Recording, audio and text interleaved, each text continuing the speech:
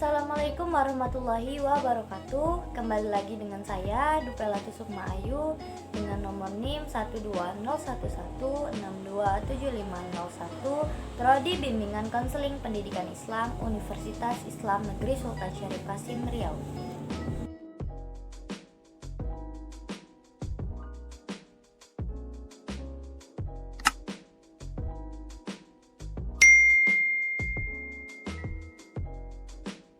Nah, di video kali ini saya akan membahas tentang gaya belajar.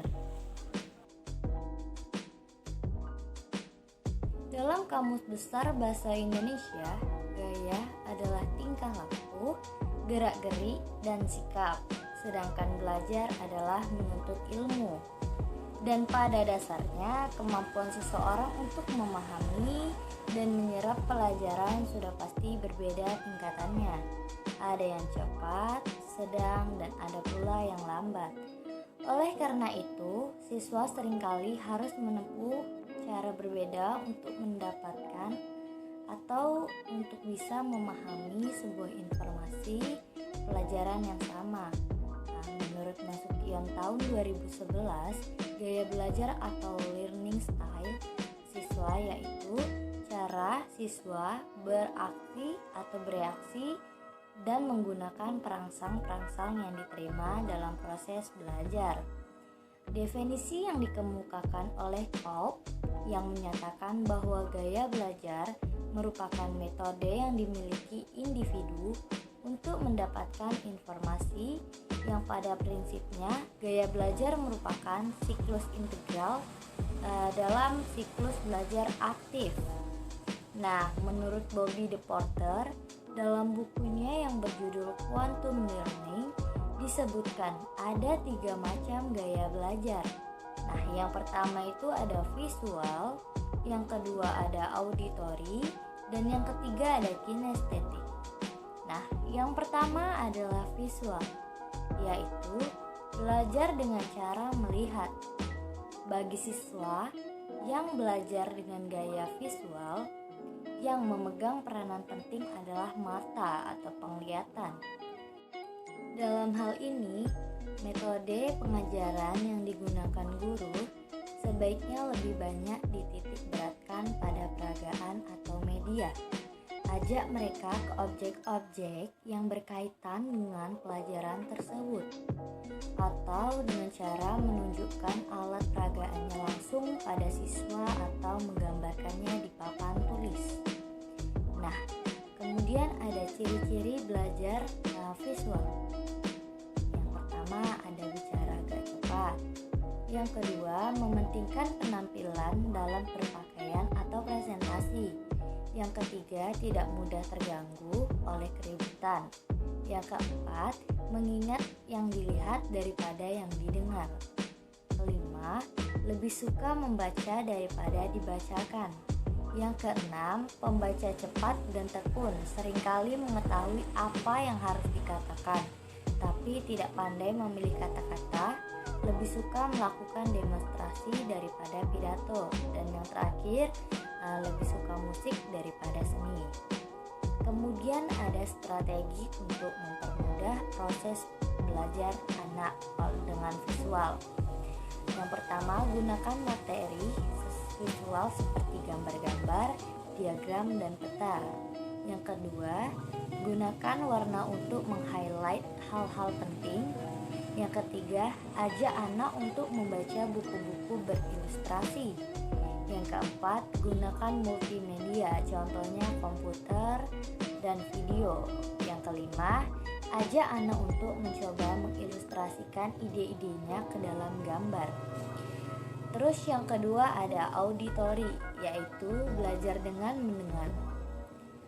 Lirikan ke kiri dan ke kanan, mendatar bila berbicara. Berbicara sedang-sedang saja. Siswa yang bertipe auditori mengandalkan kesuksesan belajarnya melalui telinga atau alat pendengarannya.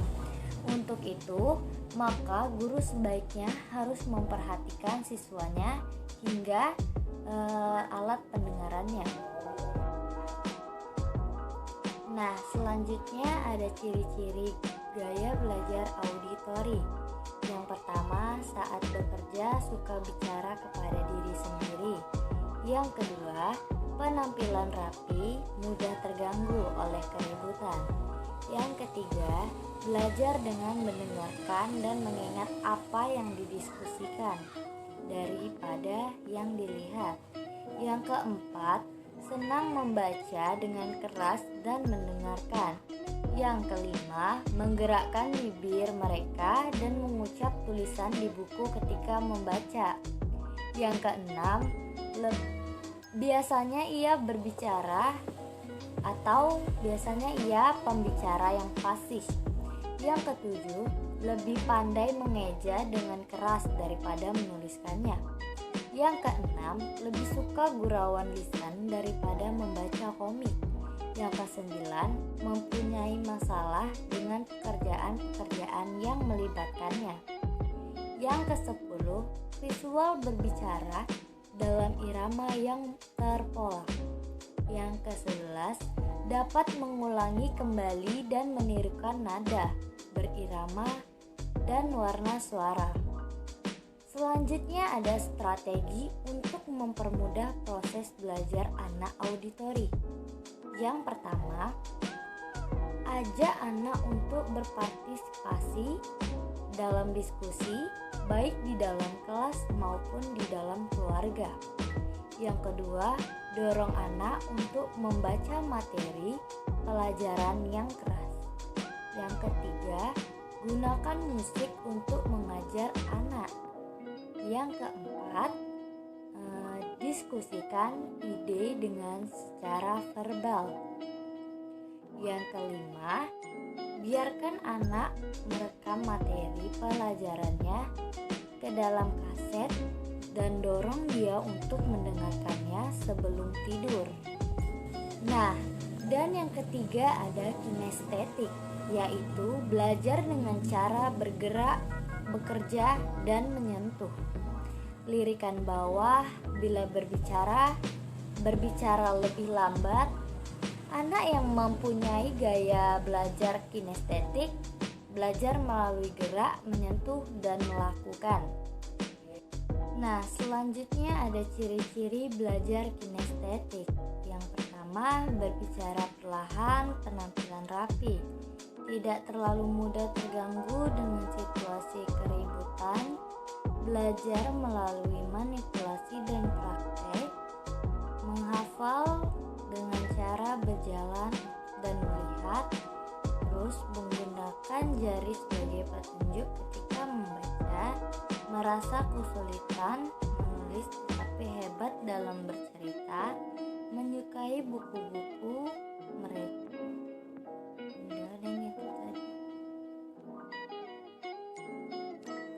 Nah, kemudian ada strategi untuk mempermudah proses belajar anak kinestetik. Yang pertama, jangan paksakan anak untuk belajar sampai berjam-jam. Ajak anak untuk belajar sambil mengeksplorasi lingkungannya. Contohnya, ajak dia baca sambil menggunakan objek yang sesungguhnya untuk belajar konsep baru. Yang ketiga, izinkan anak untuk mengunyah permen karet pada saat belajar. Keempat, gunakan warna terang untuk meng-highlight hal-hal penting dalam bacaan. Yang kelima, izinkan anak untuk belajar sambil mendengarkan musik.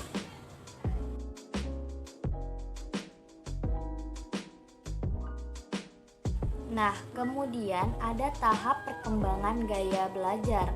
Nah, yang pertama ada tahapan anak-anak usia 6 sampai 11 tahun. Pada tahapan ini, siswa sudah dapat menilai mana guru yang lebih enak dalam mengajar. Bahkan mereka telah menginginkan lingkungan atau suasana yang nyaman untuk belajar. Misalnya nuansa kelas yang rapi dan bersih, membuat mereka nyaman dan efektif untuk belajar, serta membuat mereka untuk selalu semangat mengikuti pelajaran-pelajaran yang disampaikan oleh guru. Yang kedua, ada tahap remaja awal, yaitu usia 12-15 tahun. Pada masa ini, siswa sudah mengalami perubahan-perubahan fisik sesuai yang dijelaskan oleh Coughlin dan Thompson. Perkembangan fisik tersebut meliputi sistem syaraf, otot-otot, kelenjar endokrin. Selain itu, siswa juga mengalami perubahan psikologi dari diri atau dalam diri siswa, terkadang membawa unsur kestabilan siswa dalam menilai suatu tindakan verbal maupun non-verbal dari orang lain.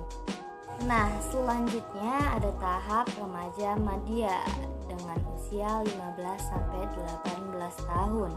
Pada masa ini, siswa masuk jenjang sekolah menengah atas atau SMA, yang merupakan masa peralihan dari masa remaja menuju dewasa. Pada masa ini, siswa mulai menunjukkan sifat pemberontak. Selain itu, pada masa ini prestasi siswa dalam akademik kurang baik karena mereka terbawa arus pergaulan yang kadangkala tidak mampu mereka saring mana yang baik dan mana yang buruk. Kenakalan siswa seperti membolos sekolah, tawuran, mengganggu teman, bahkan mulai berani menentang guru lebih terlihat pada siswa kelas 11. Bahkan pada masa ini gaya belajar mereka pun terkesan amburadul dan tidak memiliki manajemen belajar yang baik. Terus yang terakhir ada tahap remaja akhir dari usia 19-22 tahun. Pada masa ini siswa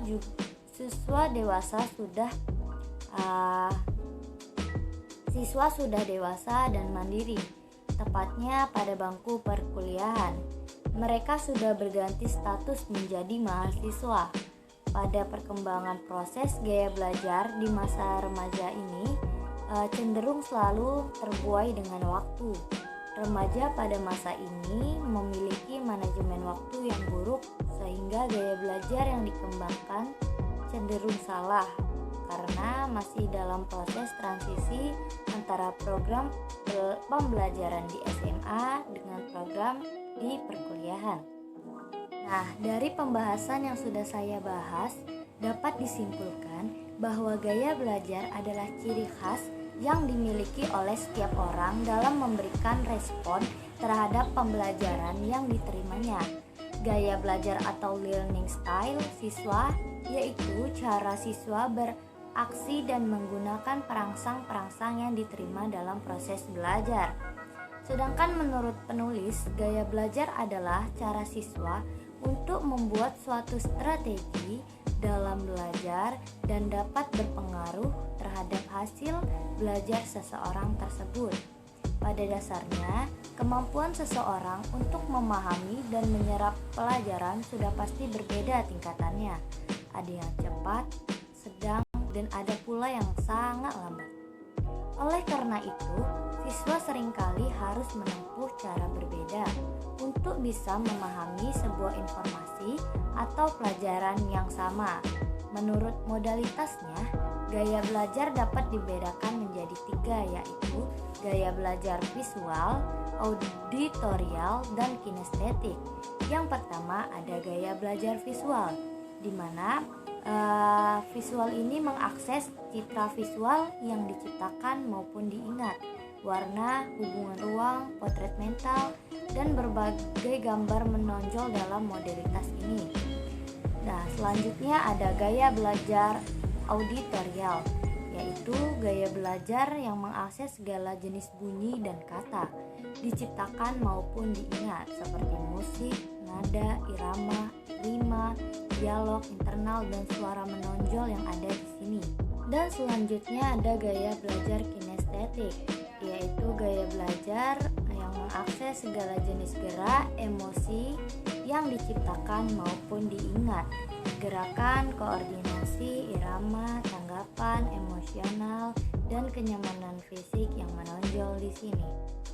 Baik, hanya itu yang dapat saya sampaikan, kurang dan lebihnya saya mohon maaf. Akhir kata, wassalamualaikum warahmatullahi wabarakatuh. Dadah.